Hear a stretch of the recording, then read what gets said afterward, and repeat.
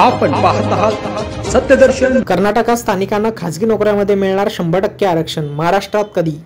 कर्नाटक सरकारने खासगी क्षेत्रातही आरक्षण लागू करण्याचा निर्णय घेतला आहे। खासगी क्षेत्रात सी आणि डी श्रेणीतील नोकऱ्यांमध्ये 100% आरक्षण लवकरच लागू करण्यात येणार आहे। कर्नाटकमधील स्थानिकांना खासगी क्षेत्रात क आणि डी श्रेणीतील पदावर 100% आरक्षण लागू करण्याच्या विधेयकाला मंजुरी दिली आहे। सोमवारी झालेल्या मंत्रिमंडळाच्या बैठकीत हा निर्णय घेण्यात आला आहे, अशी माहिती मुख्यमंत्री सिद्धरामय्या यांनी दिली। आमचं सरकार कन्नड समर्थक सरकार आहे, त्यामुळे कन्नड लोकांच्या हिताची विचार करणे याला प्रथम प्राधान्य देणार आहे।